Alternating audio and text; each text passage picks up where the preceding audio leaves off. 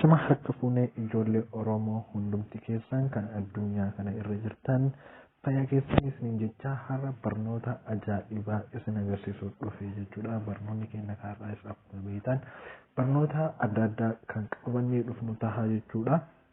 Kanumaan waliin guyyaa har'aa barnoota ajaa'ibsiisaa dinqisiisaa isa tahee qabannee dhufne jechaadha. Akkasuma warroonni Oroo aappiidhaa fi Hariyataatan subscribe like share gochuudhaani maatii nuuf tahaadha. Akkasuma like keessan waan nu jajjabeessuuf hedduu takka jajjabina waan nu kennuuf viidiyoo nu dalaynu irratti akka viidiyoon keenya nama hedduu bira gahu waan taasisuuf wayitiif viidiyoo keenya ilaaltan like godhuudhaani nu bira dhaabbadhaas ni jedha. Har'aaf barnoonni keenya kan guyyaa jalqabaa maalidha yoo jettanii akkamitti feesbuuka keessan irratti fakkeenyaa fi amma profaayilii asirra jira. Feesbuuka profaayilii kana qayyarattanii akkamitti akka namni hin argine goonaa akka namni isin jalaa hin argine profaayilii bichaa qayyarachuu beeka malee footoo keessan akka namni isin hin koomantii hin goone akkasuma akka namni arguu hin barbaanne yoo barbaaddan maal godhuu qabdan jechuudha. Fakkeenyaaf mee qayyaruu hin barbaanne garuu qayyareetinis ni mul'isa. Okay. Saniifiyyuu profaayila qayyarachuu yoo barbaadde jechuudha. Mee fakkeenyaaf irra haa kaayu.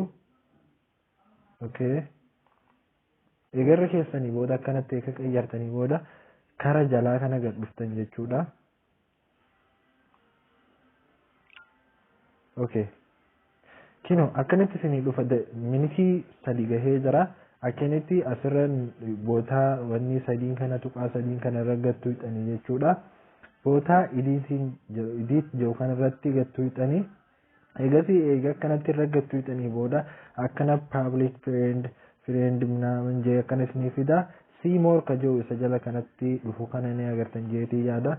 Seymour ka jiru kana irra gattuu hixanii only kan jiru kana irratti tuqtan jechuudha. Eegasii booda akkanuma duubatti irraa deebitan. Akkamitti beektan akka inni namatti mul'achuu hin dandeenye as bira dhuftan from now ka jiru kanarratti qurfi jira jechuudha isa fuuldura irratti. Dura ammoo paabliikii fakkeenyaaf waan akka addunyaa jechuudha jechuun waan akka korboo kwaasii fakkaatu akka jira amma ammoo qulfi jira jechuudha. Saniifiyyuu namni akka koomantiis ni kennuu hin danda'u namni akka laayikis ni gochuu hin danda'u. Akkanatti profaayila keessan qayyarachuu hin dandeettan jechuudha karaa salphaadhaani. Akkasuma warroonni YouTube channel keenyaaf haaraa taatan subscribe gochuudhaan maatii nuuf taasisan jecha barnoota garaagaraa barnoota addaa kan nama hedduudhaaf galuu hin dandeenye akkasuma nama hedduu dhibuu danda'u qabannee isin dhiyaachuudhaaf qophiidha. Kanaaf YouTube channel keenya Oroo app subscribe like share gochuudhaan maatii nuuf taasisan jecha barnoota gaarii isiniif haa ta'u isin jedha. Galatooma.